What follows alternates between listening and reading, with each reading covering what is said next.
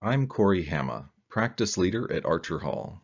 This is a brief presentation on electronic medical record audit log standards. Almost every inquiry we receive about EMR forensics starts with the audit log, and I'd like to help you get started in the right direction. A bit about me.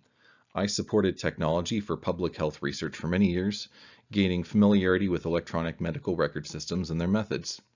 Since then, I've spent years assisting attorneys, both plaintiff and defense, with digital forensics and EMR forensics. As an attorney working either plaintiff or defense, one of the challenges is to ensure you have a complete and accurate audit log pertaining to the patient. The audit log is a critical piece of the patient record, as it provides the explanation of which medical staff viewed, added, modified, or deleted which portion of the patient record and when. Another challenge is to decode the language of the audit log into a format you can understand and easily explain. Finally, knowing your limitations when it comes to audit log analysis is very important. It may not be in your client's best interest to perform this analysis yourself. The audit log requirements aren't specified in the HIPAA or high-tech law in detail. In fact, the language is fairly vague in the law. However, there is an EMR software certification path through the ONC. As part of the documentation the ONC has created, they established a test protocol to help vendors and official testers understand the requirements for certification. This test protocol has a section on audit logs, which is extremely helpful for us. Back to the ONC, it actually refers to the Department of Health and Human Services, where it stands for the Office of the National Coordinator for Health Information Technology. They use some excellent standards set forth by the American Society for Testing and Materials, or ASTM, as part of their certification requirements. The ONC produces editions of their certification. The most recent certification edition is 2015. I've summarized the information in the test protocol here. Within the audit logs, it must identify which patient it is referring to and the type of actions that were performed on the record, such as additions, changes, queries, deletions, and more. It requires that a pointer to the deleted information be present in the audit log, which means that deleting information from a patient record does not result in a complete wipe of that information. However, without the audit log, you might never know that the information was deleted. On the next slide, we'll continue with the rest of the list.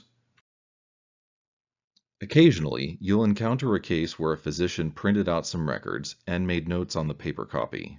The system should track when those records were printed, although with some new web-based EMR systems, it's impossible for them to track all printing activity.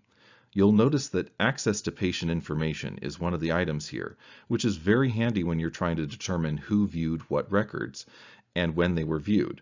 This last item is extremely important. I've seen many so-called audit log reports that do not explain exactly which portion of the patient's record was accessed or edited.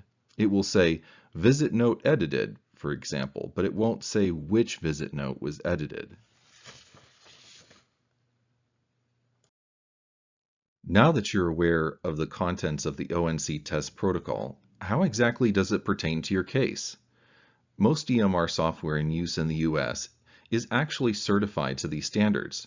It is also likely certified to meaningful use standards, which I'll discuss in a future presentation. However, the employees at the facility probably don't know how to produce a proper audit log report.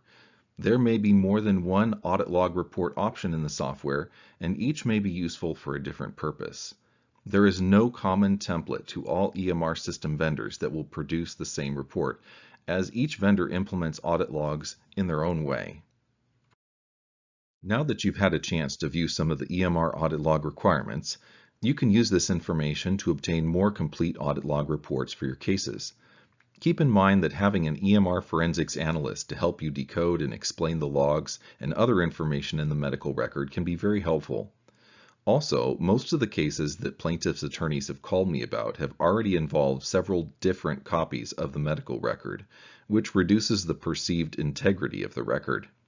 I recommend you consider having an outside consultant pull the patient charts and audit logs as a master record that both sides can focus on. I'm also available to assist with drafting language relating to obtaining records, and I can provide reports attesting to the authenticity of the records I collect.